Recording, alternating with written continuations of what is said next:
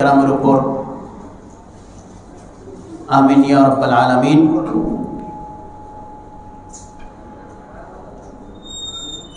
সম্মানিত হাজিরিন, আমরা এমন এক পরিস্থিতির মধ্যে পড়েছি যে আমরা দুনিয়া এবং দুনিয়ার জীবন এটাকেই আসল মনে করে বসেছি, অথচ এই দুনিয়াতে আমরা আছি মুসাফির হিসাবে, পথিক হিসাবে। রাসূলুল্লাহ সাল্লাল্লাহু আলাইহি ওয়াসাল্লাম বলেছেন, মা লি ওয়ালিদ দুনিয়া ওয়া মা আনা ওয়াদ দুনিয়া ইল্লা কারাকিবিন ইস্তাযাল্লা তাহতা শাজারা সুম্মা রাহা ওয়া তারাকাহা। দুনিয়া এবং দুনিয়ার সাথে আমার কি সম্পর্ক? অতটুকুই সম্পর্ক যে একজন পথিক চলতে চলতে একটি গাছের নিচে বিশ্রাম করলো, অতঃপর এই গাছের ছায়া ত্যাগ করে চলে গেল। রাসূলুল্লাহ সাল্লাল্লাহু আলাইহি ওয়াসাল্লাম বলেছেন, কুন ফিদ দুনিয়া কান্নাকা গরীবুন ওয়া আবিরুস সাবিল। তুমি দুনিয়াতে হও এরকম যে মুসাফিরের মতন। গরীব মানে মুসাফির, আর আবিরুস সাবিল অথবা পথ অতিক্রমকারী, পথিকের মতন অথবা মুসাফিরের মতন হও। তাছাড়া আরেকটা বিষয় হইল যে এই দুনিয়াতে আমরা কেন আসলাম, আমাদের দায়িত্ব কর্তব্য কি, এই সম্বন্ধে অনেক মানুষই গাফিল হওয়ার কারণে আমরা মূল বিষয় থেকে দূরে। আল্লাহ সুবহানাহু ওয়া তাআলা আকাশের সামনে একটা প্রস্তাব দিয়েছিলেন, বলেছিলেন, ইন্না আরাদনাল আমানাতা আলাস সামাওয়াতি ওয়াল আরদি ওয়াল জিবাল ফাআবাইনা আন ইয়াহমিলনাহা ওয়া আশফাকনা মিনহা ওয়া হামালাহাল ইনসান ইন্নাহু কানা যালুমান জাহুলা। আল্লাহ তাআলা বলেন, আমি উপস্থাপন করলাম আমানতকে আকাশের সামনে। আকাশ এটা নিতে অস্বীকার করেছে। জমিনের সামনে উপস্থাপন করলাম, জমিন ও পৃথিবীও এটা নিতে অস্বীকার করেছে, আমানত বহন করতে অস্বীকার করেছে। তারপর আমি এই আমানত পেশ করলাম পাহাড়ের সামনে, পাহাড়ও ভীতসন্ত্রস্ত হয়ে পড়েছে এবং এই আমানত নিতে অস্বীকার করেছে।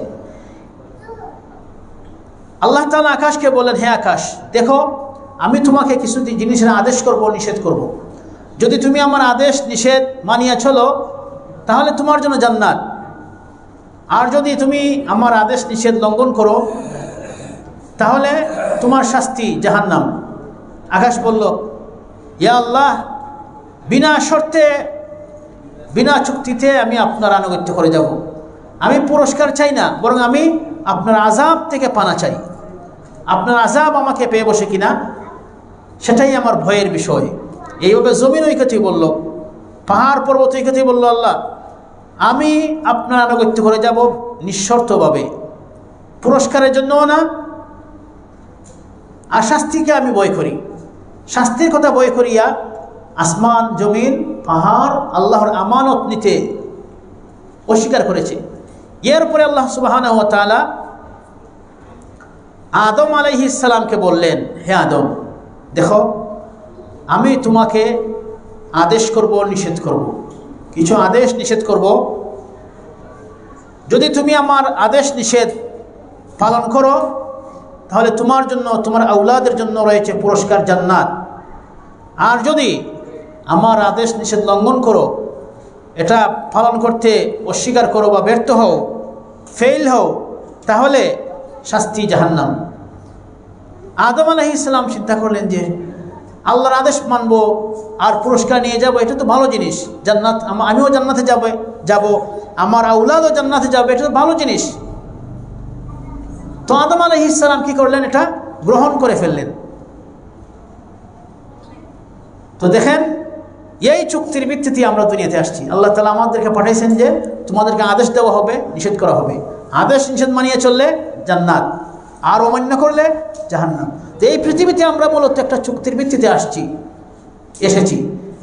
এই চুক্তিটা করতে আকাশে ভয় পাইছে, পাহাড়ে ভয় পাইছে, পৃথিবী ভয় পাইছে, কিন্তু আদম এটা গ্রহণ করেছে। বড় এক রিস্কি এক বিষয়, কিন্তু আমরা দেখা যায় দুনিয়াতে আসিয়া এই রিস্কি বিষয় মাথাতে আসেনি, আমরা আসেনি। অধিকাংশ মানুষ এই যে আপনি মসজিদ থেকে বের হলে দেখবেন মানুষ আর মানুষ, হাটে ঘাটে বাজারে স্টেশনে মানুষে ভরা। জিজ্ঞাসা করেন যদি তুমি কেন দুনিয়াতে আসছো, সে জানে এগুলা? জানেই না। এই যে আমরা একটা ঝুঁকিপূর্ণ চুক্তির ভিত্তিতে আসছি, যেই চুক্তি করতে আকাশ ভয় পাইছে, জমিন ভয় পাইছে, পাহাড় ভয় পাইছে, ওই চুক্তি আমরা দুর্বল মানুষে করে ফেলেছি। এখন এই চুক্তি রক্ষা করতে হবে, এটা প্রাণ চেষ্টা করতে হবে যেন আমরা আল্লাহর আদেশ নিষেধ যথাযথভাবে হেফাজত করতে পারি, আদেশগুলা পালন করতে পারি, নিষেধ থেকে দূরে থাকতে পারি। কিন্তু দেখা গেল এই দুনিয়াতে আসি আমরা এমনভাবে দুনিয়া নিয়ে ব্যস্ত হয়েছি যে এখন দুনিয়ার কাজ কাম হয়ে গেছে আমাদের কাছে আসল কাজ। আর আখেরাত যে জিনিসের জন্য, যে কাজের জন্য আমরা আসছি, সেটা হয়েছে কি নকল। ঘটনা এরকম জানি, ঘটনা এরকম।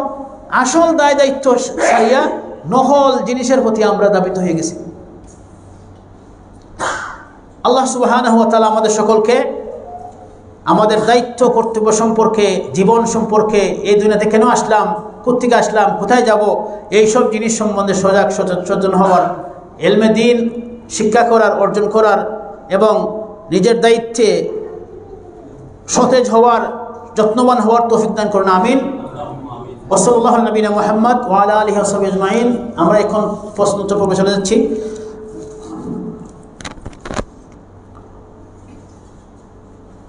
খুতবার পরে আজান দেওয়া হয় না কেন? ইকামতের সময় আল্লাহু আকবার 2 বার না বলে 1 বার বলা হয় কেন? খুতবার পরে আজান দেওয়া হয় না কেন? খুতবার পরে আজান দেওয়ার কোনো বিধান আছে বলে আমরা জানি না। খুতবার পরে তো একামত। খুতবার আগে, ওই খুতবার আগে আজান দেওয়া হয়েছে। খুতবার আগে আজান দেওয়া হয় নাই? আজান দেওয়া হয়েছে।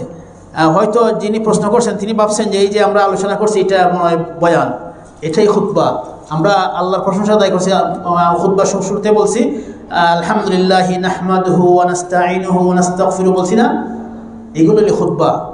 ইমাম আবু হানিফা রাহমাতুল্লাহ আলাইহি বলেছেন যদি কেউ সুবহানাল্লাহ বলে, আলহামদুলিল্লাহ বলে, আল্লাহু আকবার বলে, তাইলে খুতবা জিকির আদায় হইয়া যায়। তো আমরা এত লম্বা এইগুলো পড়লাম, কোরআনের আয়াত পড়লাম, হাদিস পড়লাম, জিকির হয়েছে না হয়েছে না? তারপরে এই বয়ানের মাঝখানে আয়াত পড়ছি, হাদিস পড়ছি না?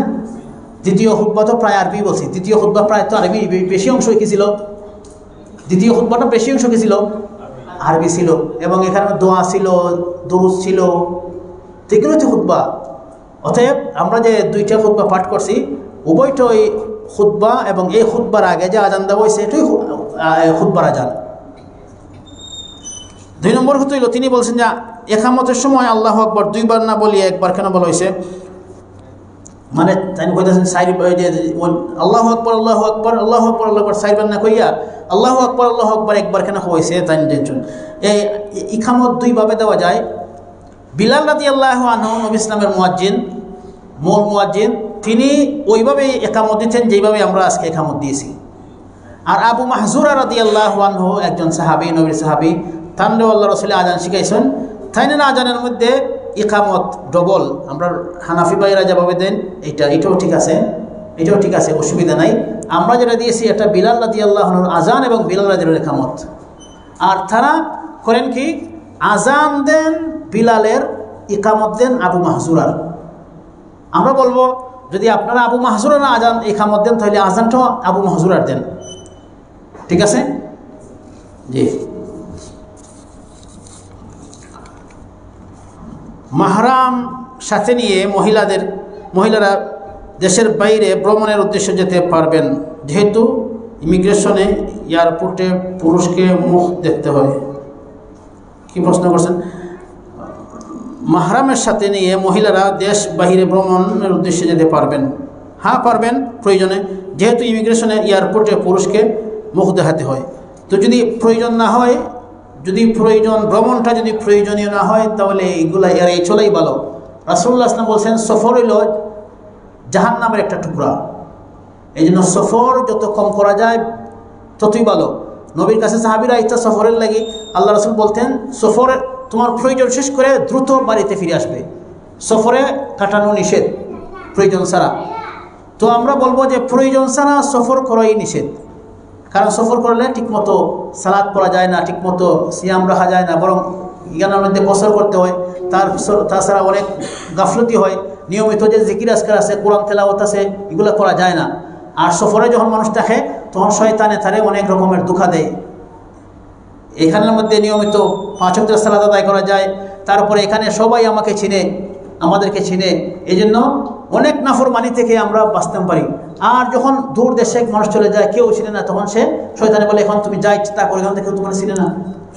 তো শয়তানের বিভিন্ন ওয়াসওয়াসা ইন্ধন আছে না নাই?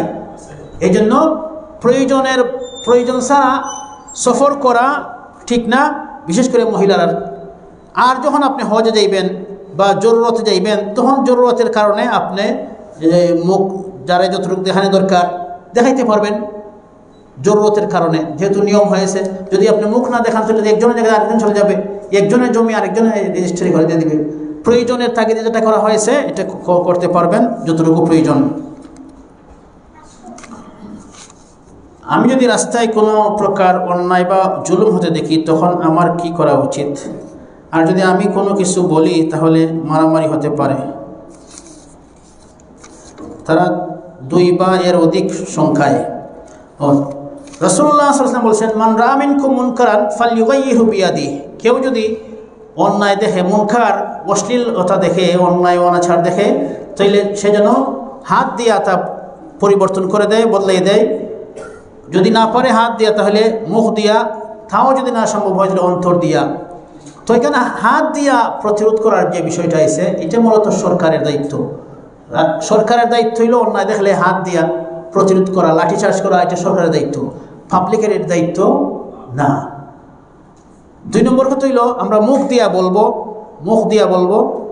আর মুখ দিয়া যদি বলা সম্ভব না হয় তাহলে অন্তর দিয়ে ঘৃণা করবেন, আপনার দায়িত্ব দেখা যায়। মুখ দিয়া বললেও যদি মারামারি হয়, আপনার সমস্যা হয়, তো আপনি অন্তর দিয়ে ঘৃণা করবেন, আপনার দায়িত্ব আদায় হয়ে যাবে। আপনি চেষ্টা করবেন, চেষ্টা যতটুকু আপনার করার, নিজেকে সেফ রাখিয়া ওই চেষ্টা করবেন ইনশাআল্লাহ। আল্লাহ তাআলা আমাদের মুক্ত করবেন। আসসালামু আলাইকুম। ওয়ালাইকুম আসসালাম ওয়া রাহমাতুল্লাহ। আমি হানাফি মাযহাবের অনুসারী, নাভির নিচে হাত বেঁধে নামাজ পড়ি, কিন্তু নাভির উপর নিয়ত বেঁধে পড়তে ভালো লাগে। এখন আমি যদি আপনাদের মতো নিয়ত বাঁধি তাহলে কি মাযহাব পরিবর্তন হয়ে যাবে? মাযহাব কি, কোনটি পরিশুদ্ধ?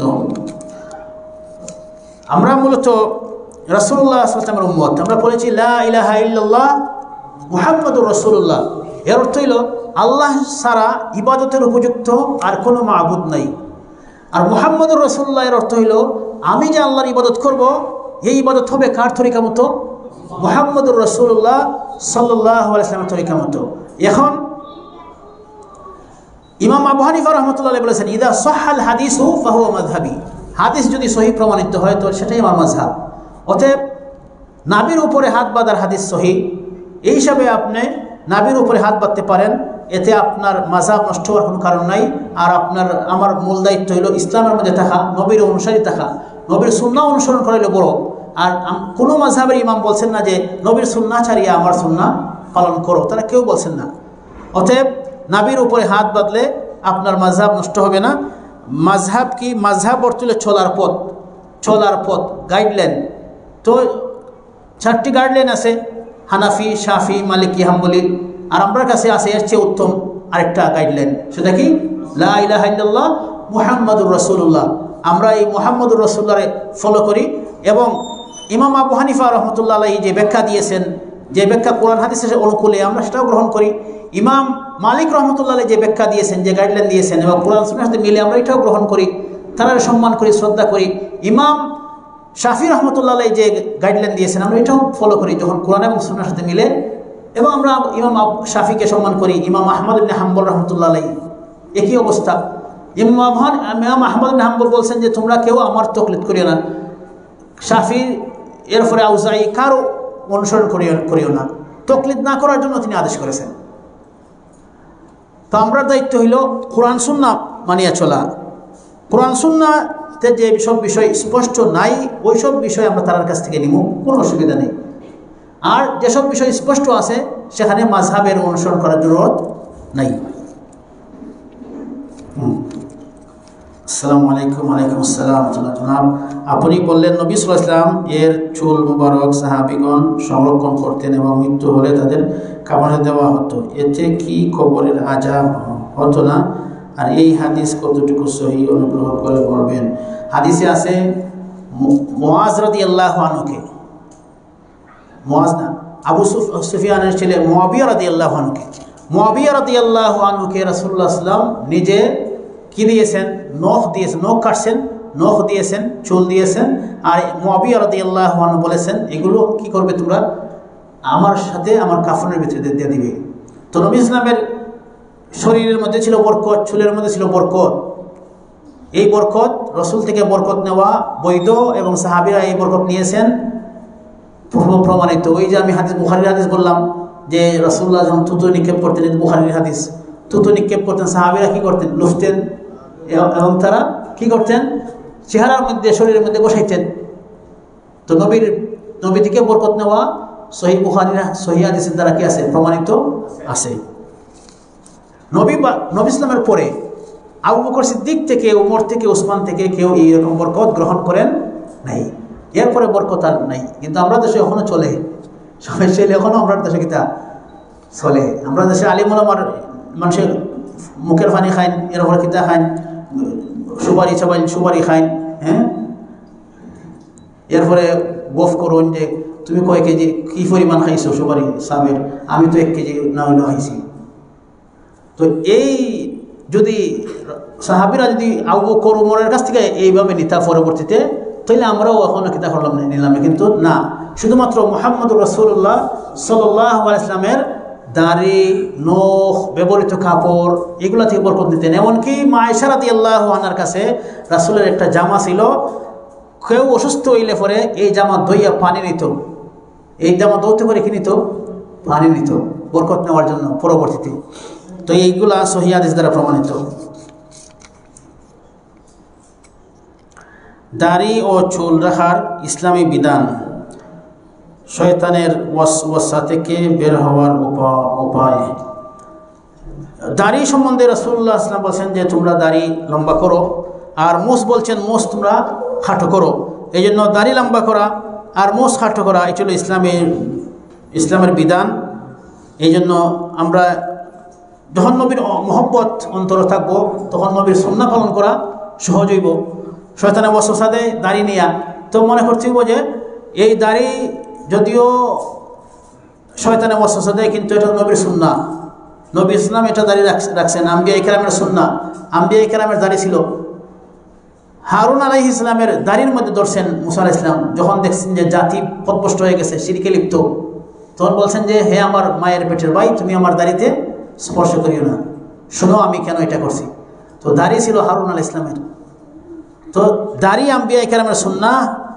তো এই দাড়ি নিয়ে শয়তানে ওয়াসওয়াসা দিবে। তবে জান্নাতের মধ্যে দাড়ি রাখতে হবে না। আর জান্নাতের হাদিসের মধ্যে আছে আহলুল জান্নাতি জুরদুল মুরদুল মুকাহহালিনা বনু সালাসিন ওয়া সালাসিন, জান্নাতীরা হবে না আছে দাড়ি না আছে মুছ, 33 বছরের যুবক হবে সবাই, এবং চোখে থাকবে সুরমা পরানো। বলে আলহামদুলিল্লাহ, সব 33 বছরের যুবক, এখানে দাড়ি নাই। তো এই দাড়ি দুনিয়াতে পরীক্ষা হিসাবে দেওয়া হয়েছে, দুনিয়াতে পরীক্ষা হিসাবে দাড়ি দেওয়া হয়েছে।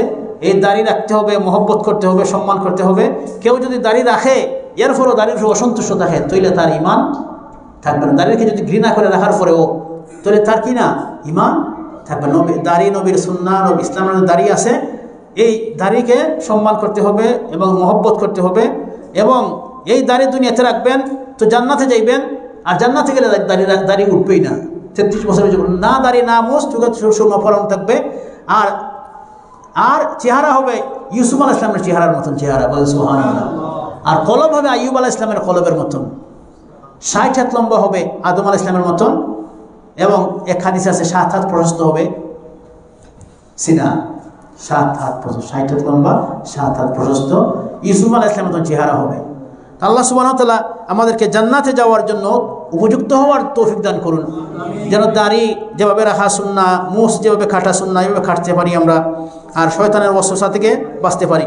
ওই শয়তানে যখন ওয়াসওয়াসা দেবে, ওই যে আমি বক্তব্যের শুরুতে বলছি যে আমরা ফাটানি হয়েছি একটা ঝুঁকিপূর্ণ অবস্থার মধ্যে। যে ঝুঁকি আসমানে নিতে রাজি হয়েছে না, জমিনে নিতে রাজি হয়েছে না, পাহাড়ে নিতে রাজি হয়েছে না, বলছি না যে আল্লাহর আদেশ নিষেধ মানিয়ে চলতে হবে। এই ঝুঁকি নেওয়ার জন্য আমরা ফাটানো হয়েছি। এই ঝুঁকি নিতে বয়ে পাইছে আসমানে, জমিনে, পাহাড়ে, পর্বতে।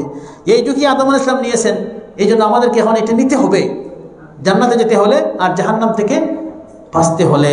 আল্লাহ তাআলা আমাদের সকলকে তৌফিক দান করুন।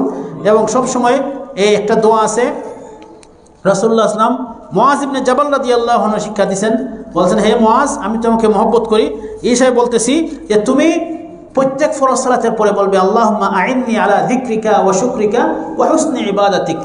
যখন আমি এই দোয়া পড়ব তখন আল্লাহ তাআলা আমাদের জন্য আল্লাহর জিকির করা, আল্লাহর শুকর আদায় করা এবং আল্লাহর সুন্দরভাবে আল্লাহর ইবাদত করারে সহজ করে দিবেন, সাহায্য করবেন।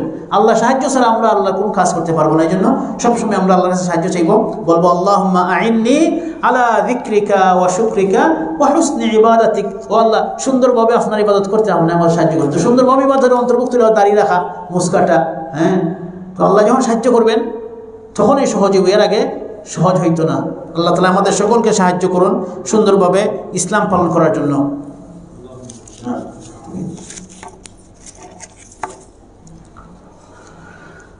বাজনা তো হারাম, আমি গান গাইতে অনেক ভালোবাসি, তাহলে আমার খালি গলায় গান গাওয়া যাবে? খালি গলায় গান গাওয়া যাবে? গান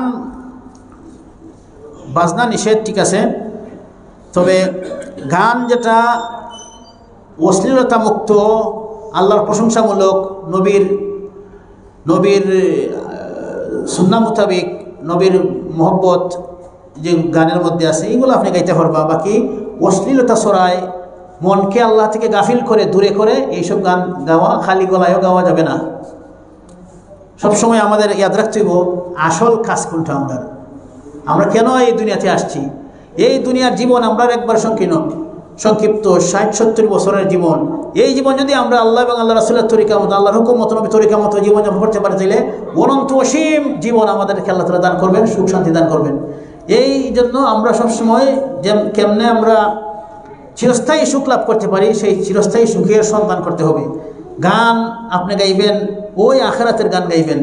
কবরে কি হবে এই নিয়ে গান গাইবেন, যেন আল্লাহর আদেশ নিষেধ আপনার মানা সহজ হয়, ওই গান গাইবেন। ওই গান না যেই গানে আপনারা আল্লাহ থেকে দূরে সরায়, আল্লাহর জিকির থেকে দূরে সরায়। আল্লাহ তাআলা আমাদেরকে তৌফিক দান করুন। জি, আমিন। আমাদের নবীকে দাঁড়িয়ে সালাম দেওয়া কি ঠিক?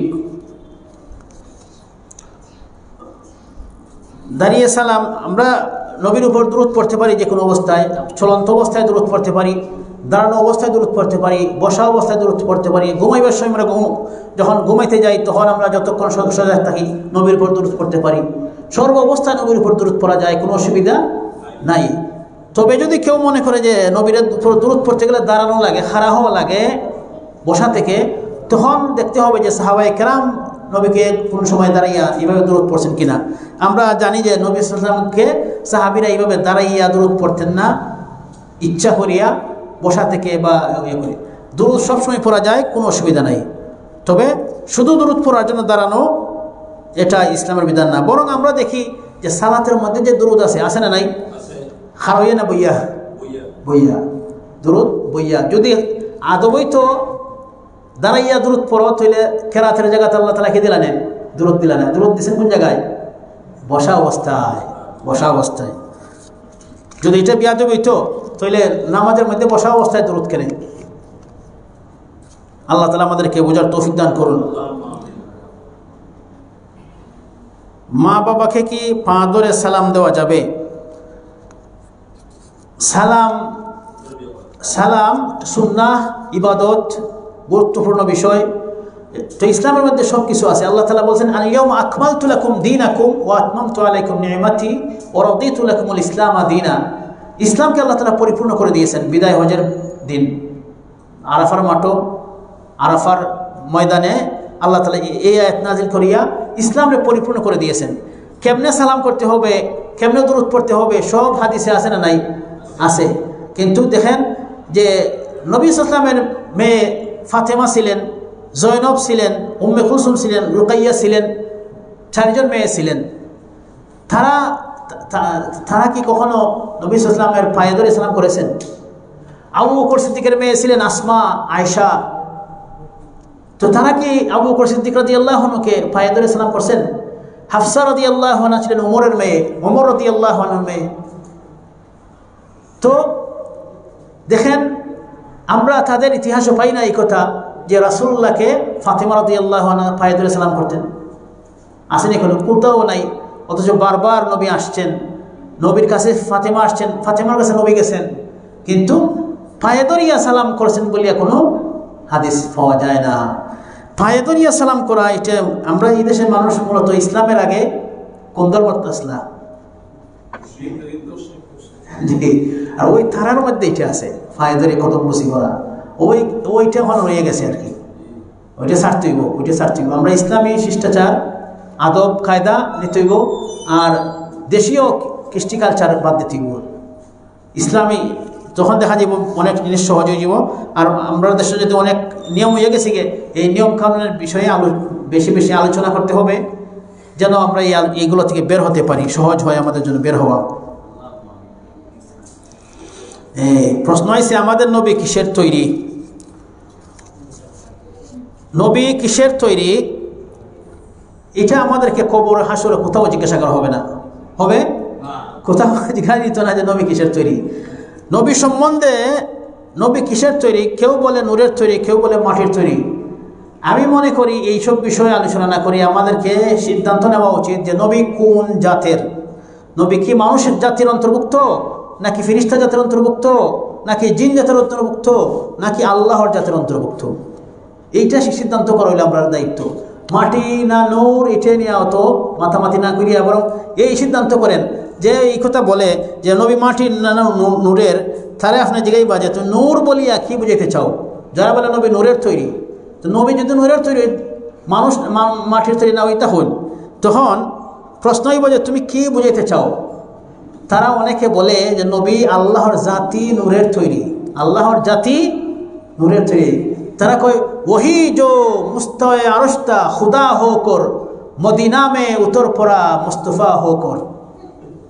যে আল্লাহ হিসাবে আসলে আসমানো আরশও, এই নয় মদিনাত লাম্মিকের সঙ্গে মদিনা মুস্তফা হইয়া। ওই তারাই কয় যে মেরাজের সময় নূরে নূরে মিললে গেছে, নূরে নূরে মিললে গেছে। জিব্রাইল জ্বললে সার হয়ে যায়, কিন্তু নবী কীভাবে যান? ওই নূরে নূরে মিললে গেছে। তারা এই নূর বলতে কি বোঝাতে চায়? যে নবী আল্লাহর জাতি, আল্লাহর জাতি। তো নবীরে যদি আল্লাহর জাতি বললে কেউ বিশ্বাস করে, তাহলে লা ইলাহা ইল্লাল্লাহ ঠিক আছে নি? তো যদি নবী আল্লাহর জাতি হইতে হয়, তো নবীরও ইবাদত করা দরকার। হ্যাঁ,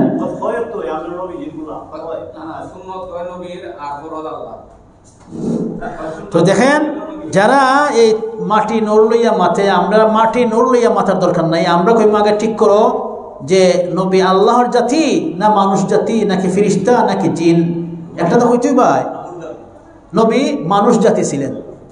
আল্লাহ তাআলা বলছেন, ওই আমি আজকে আয়াত পড়ছি, লাকাদ জাআকুম রাসূলুম মিন আনফুসিকুম, নিশ্চয় রাসূল এসেছেন তোমাদেরই মধ্য হইতে, তোমাদেরই মধ্য হইতে রাসূল এসেছেন।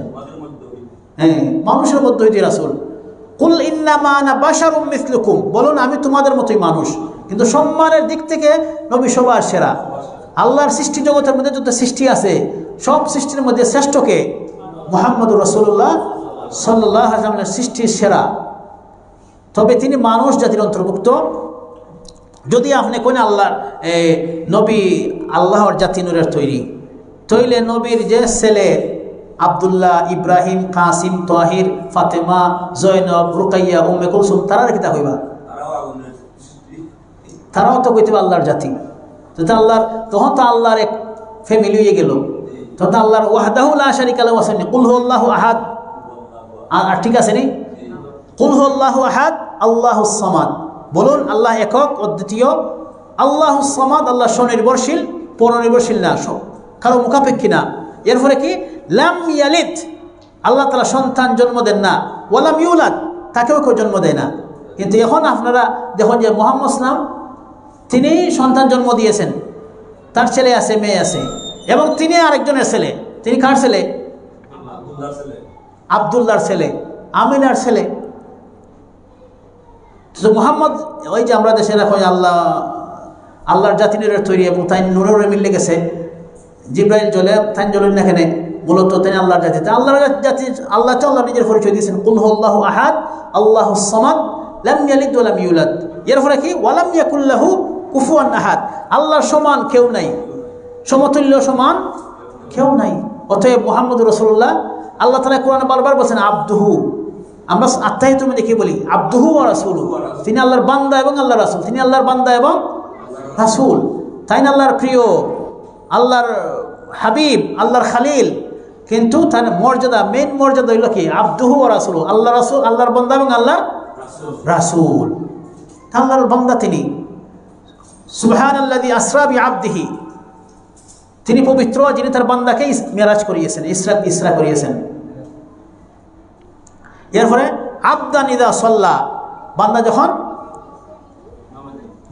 নামাজ পড়ে তা আল্লাহ তাআলা কোরআনে নবীকে বান্দা বলেছেন আর তিনি আব্দুল্লাহর ছেলে ছিলেন আমিনার ছেলে ছিলেন আব্দুল মুত্তালিবের নাতি ছিলেন আবু তালিবের ভাতিজা ছিলেন ঠিক না ঠিক এবং তিনি ফাতেমার বাবা ছিলেন জয়নব রুকাইয়া উম্মে কুলসুমের কি ছিলেন বাবা ছিলেন আর তিনি ইন্তেকাল করেছেন এবং ইন্তেকাল করার কারণে ওনাকে মাটির নিচে দাফন করা হয়েছে তিনি সেখানে জীবিত আছেন বরজখী জীবনে তিনি বারজখী জীবনে সেখানে কি আছেন জীবিত আছেন কিন্তু দুনিয়ার লাইনে তিনি জীবিত না যদি কেউ বিশ্বাস করেন যে তিনি দুনিয়ার লাইনে জীবিত তাইলে আমরা বলবো যে আজকে উম্মত এত বিপদের মধ্যে ফিরকাবন্দি তাইলে ওনাকে কেন জীবিত অবস্থায় মাটির নিচে রাখা হইলো যারা রাখলো এরা কত বড় অপরাধ করলো আর যারা এই যে এখন 200 কোটি মুসলিম আছে এদের কি দায়িত্ব না ওনাকে মুক্ত করা মাটির নিচ থেকে তো এই সব বিষয় জটিল বিষয় এগুলা হইলেও মানুষে কইব যে এরা নবীর সাথে বেয়াদবি করে অথচ আমরা বিশ্বাস করি নবী সাল্লাল্লাহু আলাইহি ওয়াসাল্লাম আল্লাহর বান্দা আব্দুহু ওয়া রাসূলুহু আশহাদু আল্লা ইলাহা ইল্লাল্লাহ ওয়া আশহাদু আন্না মুহাম্মাদান আব্দুহু ওয়া রাসূলুহু আল্লাহর বান্দা এবং আল্লাহর রাসূল এবং তিনি সর্বশ্রেষ্ঠ মাখলুক আল্লাহর সর্বশ্রেষ্ঠ মাখলুক সর্বসম্মানিত মাখলুক উনার চেয়ে সম্মানিত কেউ আর নাই এবং আমরা এই কথা বিশ্বাস করি যে উনার আনুগত্য করা উনার তরিকা মতো জীবনযাপন করা ইবাদত বন্দি করা আমাদের উপর ফরজ উনাকে মহব্বত করা ফরজ আমরা বলছি কিনা বলছি না উনাকে মহব্বত করা আমাদের উপর ফরজ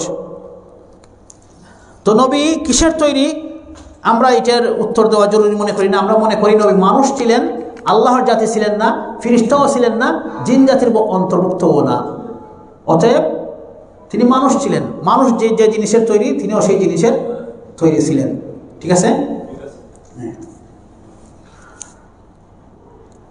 আমার পরিবার এর কোনো সদস্য যদি মৃত্যুবরণ করে তখন আমার কি করা উচিত একজন পুরুষ হিসাবে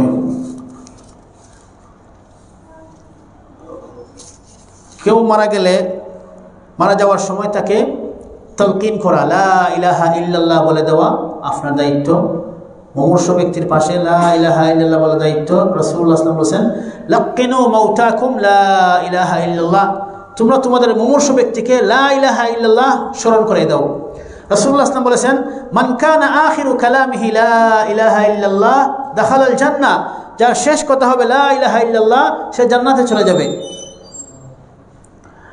এরপরে রাসূলুল্লাহ সাল্লাল্লাহু আলাইহি ওয়াসাল্লাম আরো বলেছেন মান ক্বালা লা ইলাহা ইল্লাল্লাহ দাখালাল জান্নাহ যে লা ইলাহা ইল্লাল্লাহ বললে জান্নাতে চলে যাবে এইজন্যই রাসূলুল্লাহ সাল্লাল্লাহু আলাইহি ওয়াসাল্লাম আবু তালিবের মৃত্যুর সময় বলেছিলেন হে আমার চাচা আপনি একবার বলুন লা ইলাহা ইল্লাল্লাহ আবু তালিবকে আল্লাহ রাসূল বলেছেন লা ইলাহা ইল্লাল্লাহ পাঠ করুন আবু জাহেল এখানে বসা ছিল আরেকজন মানুষ ছিল এখানে বসা তখন তারা বলছে আবু তালিবকে আপনি কি মৃত্যুর সময় আপনার বাপ দাদা ধর্ম ছাড়ি দিবানি তাই বললেন না না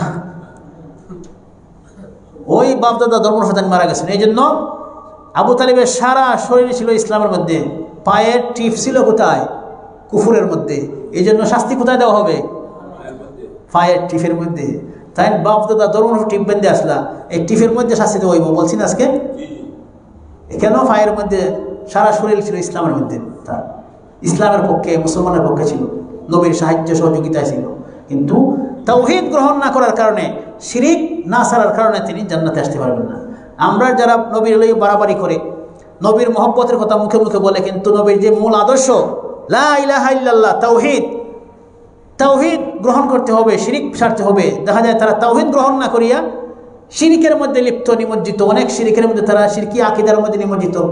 যারা বলে আল্লাহ এবং রাসূল এক, যে না আরশ ও আসলা খুদা হিসাবে, জমিন ও ফরিক নামে গেছে মুস্তফা হিসাবে, তারার ঈমান আকীদা ঠিক আছে নি? তারার আকীদা ঠিক না, তাওহীদ ঠিক নাই, তারা শিরকের মধ্যে নিমজ্জিত। নবীকে নিয়ে বাড়াবাড়ি করিয়া এইসব থেকে আমাদেরকে ফিরে আসতে হবে। তো একজন মুমূর্ষ ব্যক্তিকে আপনার দায়িত্ব হইল লা ইলাহা ইল্লাল্লাহর তলকিন করা।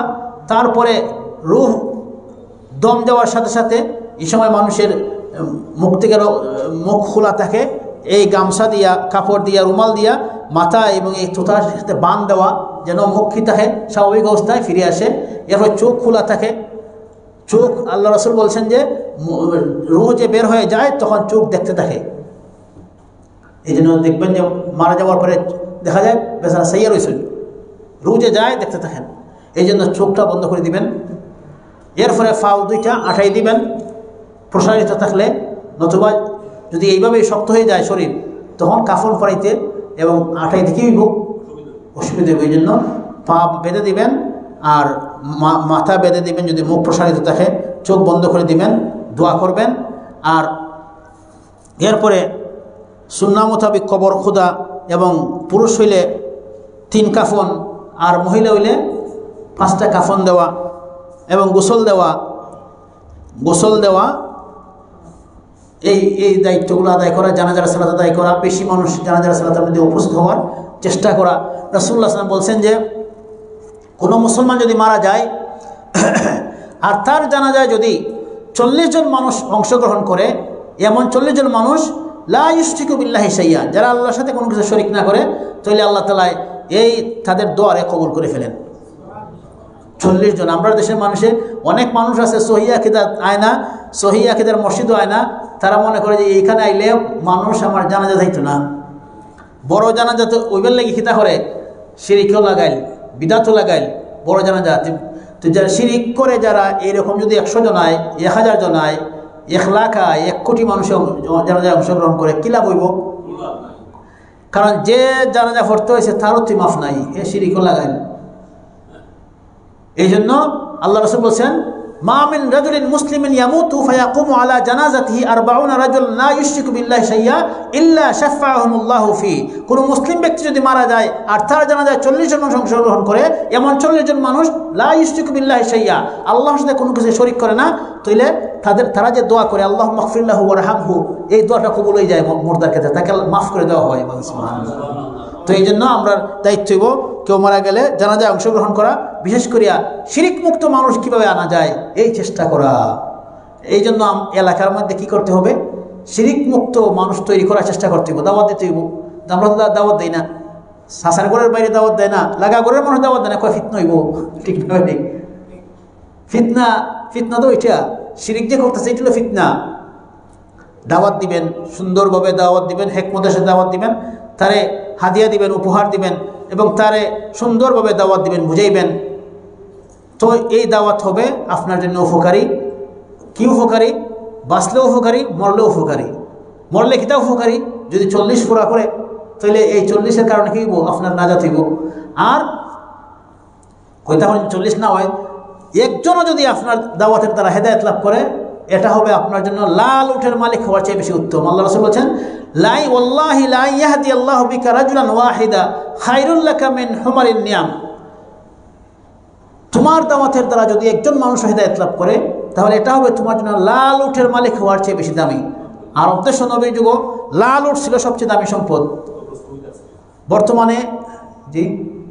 বর্তমানে দামি গাড়ি, একটা গাড়ির নাম বলেন, মার্সিডিস, BMW, ফাজারো। হ্যাঁ, এই আপনার দাওয়াতে যদি একজন মানুষ হেদায়েত লাভ করে, একটা মার্সিডিস লাভ করার চেয়ে বেশি উত্তম হবে আপনার জন্য। এখন যদি এই মসজিদে ঘোষণা করা হয় যে তার সাসার ঘরের বাইরে, ফুফুর ঘরের বাইরে, মামুর ঘরের বাইরে তাওহীদের দাওয়াত দিব এবং শিরিক থেকে মুক্ত করবো, তার একটা মার্সিডিস দেবো, চেষ্টা করবো না? করতো না? করবো। কিন্তু আল্লাহ রাসূল যে বলছেন যে মার্সিডিস থেকে উত্তম হুমারিন নিয়াম, লাল উটের মালিক হওয়ার চেয়ে বেশি উত্তম। কারণ এই গাড়ি লাল উট সাইরিয়ে যাওয়া লাগবো, কিন্তু একজন মানুষকে হেদায়েতের প্রতি আসলো, এর সওয়াব আপনার কবরে, হাসরে, মিজানে, ফুলসিরাতে আপনার সাথে থাকবো। এর লেগে কি দাওয়াত দিবেন, আপনার আমার দায়িত্ব হইল দাওয়াতি কাজ করে যাওয়া। আল্লাহ তাআলা আমাদের সকলকে তৌফিক দান করুন। নামাজে বুকে বা নাভিতে হাত বাঁধার বিধান কি? নামাজে সুন্নাহ হইল হাত বাঁধা। হাদিসের মধ্যে হাত বাঁধার কথা পাওয়া যায়, হাত রাখার স্থান নির্দিষ্টভাবে হাদিসে উল্লেখ করা নাই। তবে হাদিস থেকে যেটা বোঝা যায় যে হাতের উপর হাত রাখা, হাতের উপর হাত রাখলে আপনি এভাবে হাত রাখলেন, এটা বুকের উপরে আসে না। আমরা অনেকে আসে এমনি হাত বাঁধো, আমরা কেউ কই না এইভাবে বুকের উপরে হাত বাঁধো, বরং আমরা বলি হাতের উপর হাত রাখেন, ডাইন হাতকে বাম হাতের উপর ডাইন হাত রাখেন। যে ডাইন হাত এখানে আসলো বুকের নিচে নাভির উপরে, এরপরে হাত আবার এইভাবে রাখা যায়, হাত এইভাবে এখানে হাত রাখা যায়। তো নাভির নিচে হাত যায় না এইভাবে রাখলে, আর বুকের উপরেও আসে না, মাঝামাঝি থাকে। আমরা মাঝামাঝি হাত রাখার জন্য বলি নামাজে হাত বাঁধা সুন্নাহ। নামাজে হাত বাঁধার বিধান হলো সুন্নাহ। রাখার জায়গা নিয়ে ইখতিলাফ রয়েছে, কেউ বলেছেন নাভির নিচে, কেউ বলেছেন নাভির বুকের উপরে। তা আমরা মনে করি এই সবচেয়ে উত্তম হইল মাঝামাঝি হাতের উপর হাত রাখে ছেড়ে দেন, কোথায় গেলে দেখার দরকার নেই। দেখবেন যে আপনি নাভির উপরে আছে, বুকের নিচে আছে। ঠিক আছে?